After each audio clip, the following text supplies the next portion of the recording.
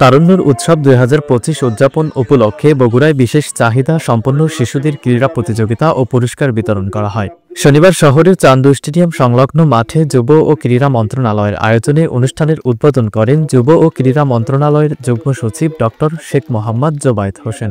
তিনি বলেন, সমাজের সকল স্তরের মানুষকে নিয়ে ঐক্যবদ্ধভাবে এবং অতীতের সমস্ত বিভেদ ভুলে তারুণ্যর উৎসবের মধ্য দিয়ে নতুন বাংলাদেশ গড়তে হবে।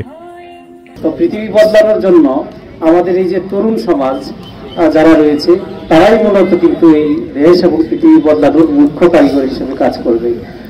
এবং আমরা শুধু এই তারুণ্যের উৎসবের মাধ্যমে শুধু কোনো একটা সমাজকে নিয়ে না, আমাদের সমাজে যে আমরা যে বলি বৈচিত্র্য, আমাদের যে বিভিন্ন রকম মানুষ আছে সকলের অংশগ্রহণে এবং সমাজকে ঐক্যবদ্ধ করা, বিশেষ করে তরুণ সমাজকে একটা ছাতার নিচে নিয়ে এসে ঐক্যবদ্ধ একটা পৃথিবী বা ঐক্যবদ্ধ একটা পৃথিবীকে আমরা উপহার দিতে চাই, ঐক্যবদ্ধ একটা বাংলাদেশ করতে চাই।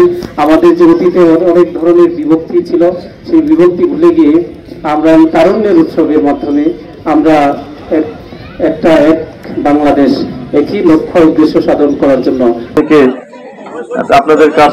এ সময় উপস্থিত ছিলেন যুব উন্নয়ন অধিদপ্তর বগুড়ার উপপরিচালক ও জেলা ক্রীড়া সংস্থার আহ্বায়ক কমিটির সদস্য তোসাদ্দেক হোসেন, অতিরিক্ত জেলা প্রশাসক এপিএম ইমরুল কায়েস, অতিরিক্ত পুলিশ সুপার সুমন রঞ্জন সরকার, জেলা ক্রীড়া অফিসার আলমগীর হোসেন, জেলা ক্রীড়া সংস্থার আহ্বায়ক কমিটির সদস্য খাজা আবুল হায়াত হিরু, মুস্তফা মুঘল, খালিদ মাহমুদ রুবেল, হাসান মোল্লা এবং শহীদ চান্দু স্টেডিয়ামের ভেন্যু ম্যানেজার জামিলুর রহমান জামিল।